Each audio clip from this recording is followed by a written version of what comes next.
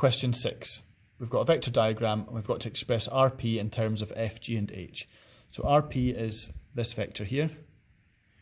So we've got to express this vector in terms of f, g and h.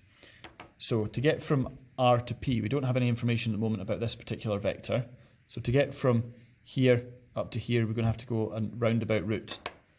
So we know that G is that vector, so that's G as well, because it's the same direction and it is the same length. These two are both F, and then we've also got vector H, this one here. So to get from R to P, we have to go along here, and then from here to here, and then all the way up to P. So that's one way of doing it. Alternatively, you can go from R to Q, Q to T, T to P. I'll just do it the first way. So from R to S, that is vector negative G. G is in that direction, that's pink. That is also vector G there, but we're going in the opposite direction of the vector, so it's negative G. So negative G, we're going along this direction, which is against the arrow, so it's going to be negative F.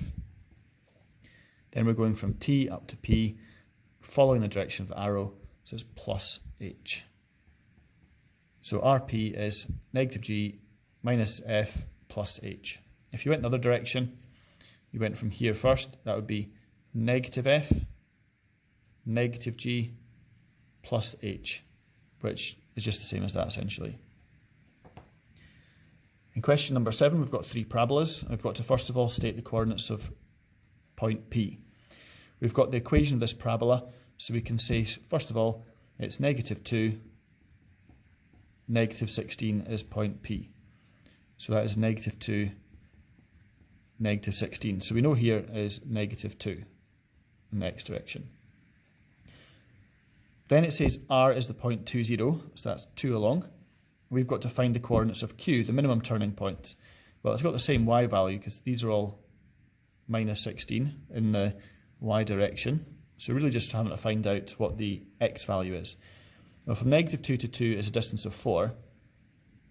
So if they're all identical parabolas, from 2 to here is going to be a distance of 4 as well. So it's going to take us up to 6, which gives us 6, negative 16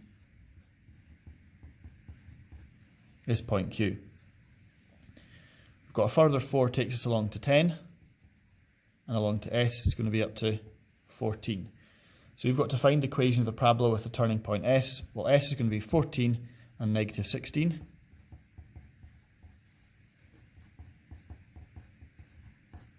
Like so. So to find the equation, we're going to get the equation in a similar form to that, but instead of negative 2, negative 16, it'll be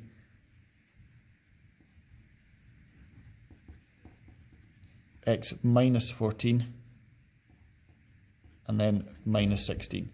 So it's 14 long, so I have to have a minus in the bracket. It's negative 16, so you've got negative 16 there.